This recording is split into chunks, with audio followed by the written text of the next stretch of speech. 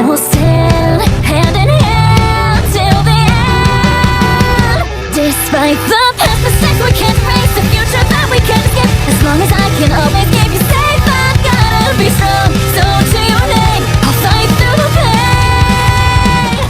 इस वीडियो को देखने से पहले जाकर डीमन स्लेयर देखो। 25 एपिसोड हैं और एक मूवी है, जल्दी जाओ और देखो, उसके बाद आ जाना वीडियो देखने के लिए। तो पोकेमॉन से हटके आज का टॉपिक है डीमन स्लेयर के ऊपर। Top 15 strongest characters in demon slayer. तो अब तक जिन हाशिरास के मेंबर ने कुछ नहीं किया है एनीमे में, उन्हें मैंने अभी इस वीडियो में काउंट नहीं किया। और साथ ही साथ अपर रैंक डीमंस में से भी सिर्फ एक अकाजा ही इंट्रोड्यूस हुआ है अब तक, तो मैं सारे अपर रैंक डीमंस को भी ऐड नहीं कर सकता। तो इनके अलावा जितने भी कैरेक्टर्स अब तक एक्शन में दिख चुके हैं या फिर उनके बारे में स्टेटमेंट दी जा चुकी है, उनको हम इस वीडियो में ऐड करने वाले हैं। तो चलो वीडियो को स्टार्ट करते हैं। तो नंबर 15 ज़ेनित्सु। तो ज़ेनित्सु थंडर ब्रीथिंग में सिर्फ एक फॉर्म पे मास्टरी कर पाया है, इसीलिए इसे हम इससे आगे तो नहीं रख सकते।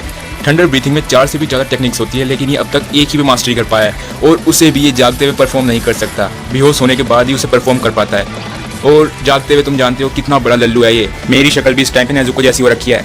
तो नेक्स्ट है इनोस्के। तो इनोस्के ज़ेनित्सु तो हर चीज़ में बेहतर है, क्योंकि इसे माइंड कंट्रोल नहीं किया जा सकता। इसे बीच ब्रीथिंग की ज़्यादा टेक्निक्स आती है ज़ेनित्सु के मुकाबले, और साथ ही साथ ये बिल्कुल सुअर है।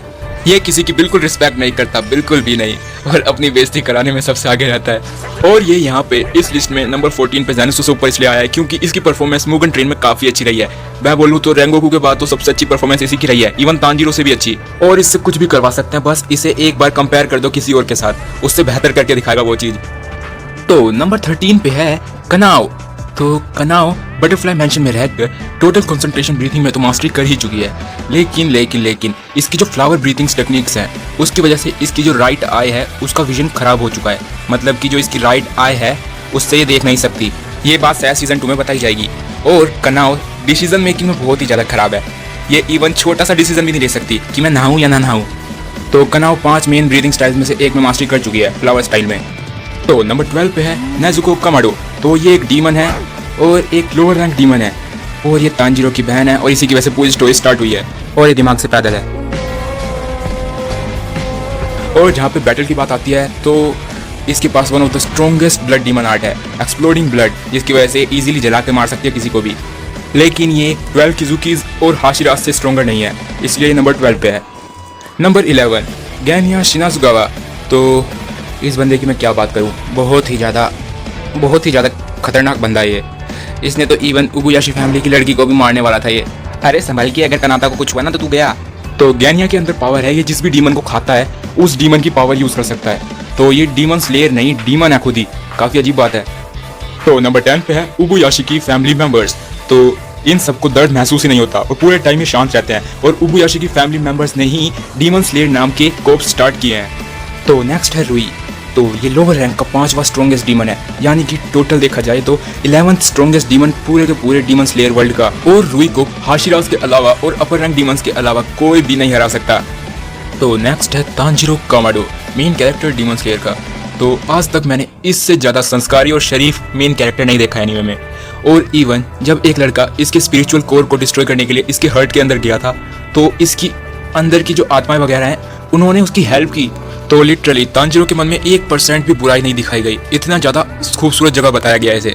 और इस सीन की OST तो सबसे ज़्यादा सुंदर थी, इवन बुरे लड़के को भी सुधार दिया तांजीरो के मन ने। तो तांजीरो एक बहुत ही मस्त कैरेक्टर है और साथ ही साथ बहुत अच्छा फाइटर भी। कभी कभी गधापंती कर देता है, वो अलग बात होती है। तो नेक्स्ट है जिगोरो कुआजिमा। तो ये है ज़ेनित्सु के टीचर, यही कह सकते हैं। और इन्होंने थंडर ब्रीथिंग की सारी टेक्निक्स पे मास्टरी की है और ज़ेनित्सु को ट्रेन किया है, वो अलग बात है। और जिगोरो कुआजिमा लिटरली 3000 से ज़्यादा डीमंस को मार चुके हैं अपनी लाइफ में। तो नेक्स्ट है शिनोबू, इंसेक्ट हाशिरा, और इसने इंसेक्ट ब्रीथिंग की सारी टेक्निक्स पे मास्टरी कर ली है, और ये लिटरली काफ़ी ज़्यादा स्ट्रॉन्ग है। ये किसी भी लोअर रैंक डीमन को ख़त्म कर सकती है, बिल्कुल बर्बाद। और अब तुम्हारी स्टोरी स्पॉइल ना हो, इसलिए जल्द से जल्द 20 सेकंड स्किप कर दो, क्योंकि शिनोबू 12 किजुकीज के अपर रैंक डीमन के हाथों मरने वाली है। ऐसा क्यों हो रहा है, बेचारा ग्यू, शिनोबू को क्यों मारा इन लोगों ने। तो नेक्स्ट है सकोंजी उरोकोडाकी। तो ये ग्यू और तांजीरो के टीचर हैं, और इन्होंने वाटर ब्रीथिंग की 10 टेक्निक्स पे पूरी तरह से मास्टरी कर ली है। और टेक्निक्स के अलावा इन्हें काफ़ी सारे स्पेल्स आते हैं, जैसे कि किसी डीमन को सील कर देने का स्पेल। तो नेक्स्ट है ग्यू टोमियोका। तो इसने 11th फॉर्म पे मास्टरी कर ली है वाटर ब्रीथिंग की, यानी कि उरोकोडाकी से भी ज़्यादा। और ये अपने डेथ काम से किसी को भी शांत कर सकता है। Number 3, Rengoku Kyojuro. तो रेंगोकू वो कैरेक्टर है जिसने सिर्फ एक मूवी में अपने साथ इतनी कनेक्शन बिठा दी ऑडियंस की कि बस इसकी मौत पे तो भाई हर कोई रोया। तो इसकी पावर का सिर्फ अंदाजा इसी चीज़ से लगा लो कि इसने पूरे के पूरे डीमन स्लेयर वर्ल्ड के चौथे सबसे स्ट्रॉन्गेस्ट डीमन के साथ बराबरी की फाइट की, लेकिन उसमें ये मारा गया। और इवन इसकी पावर को देखकर इसे खुद डीमन बनने का ऑफर तक मिला था। अब कुछ मेंशंस कर देता हूँ ऑनरेबल, जो कि इस वीडियो में आ सकते थे लेकिन आ नहीं पाए। तो उनमें हैं बाकी के हाशिराज। ग्यू और शिनोबू को छोड़ के बाकी सारे हाशिराज ने अब तक कुछ भी नहीं दिखाया है। वो भी love breathing, serpent breathing, wind breathing, stone breathing, sound breathing और मिस्ट ब्रीथिंग में एक्सपर्ट हैं, लेकिन उन सब की पावर अभी तक हमें दिखी नहीं है। सेकंड मेंशन है स्पाइडर पप्पा का, रुई का मुंह बोले पापा, और उसके बाद एनमू जो कि मुगन ट्रेन की मेन विलन थी, और उसके बाद लास्टली तंजिरो कामाडो जो कि 20 साल पहले ऑलमोस्ट हरा चुका है किबुत्सुजी को। तो नंबर 2 पे है अकाजा। तो ये पूरे के पूरे डीमन स्लेयर वर्ल्ड का 4th स्ट्रॉन्गेस्ट डीमन है, और अभी तक जितने भी डीमंस दिखे हैं उनमें 2nd स्ट्रॉन्गेस्ट डीमन है। और अकाजा ने रेंगोकू को मार दिया विदाउट सीरियस डैमेज लिए हुए। इसको कोई भी सीरियस इंजरी नहीं हुई थी कि जिससे मर सके। तो 12 किजुकीज में अकाजा की रैंक नंबर 3 है, और मुसान को ऐड कर लें तो ये नंबर 4th सबसे स्ट्रॉन्गेस्ट डीमन बन जाता है। तो आगे के जब तक 2 डीमन इंट्रोड्यूस नहीं हो जाते जब तक तो ये नंबर 2nd पे रहेगा। तो चलो अब चलते हैं नंबर 1 पे। तो नंबर 1 पे है मुसान किबुत्सुजी। तो मुसान किबुत्सुजी किसी को भी जस्ट एक टच से डीमन बना सकता है, साथ ही साथ ये अपना प्रेजेंस हाइड कर सकता है, ये किसी के भी सेंसेस को खराब कर सकता है, बॉडी शिफ्टिंग, साइज शिफ्टिंग, ये सब इसकी पावर है, और इसकी ट्रेमेंडस स्ट्रेंथ।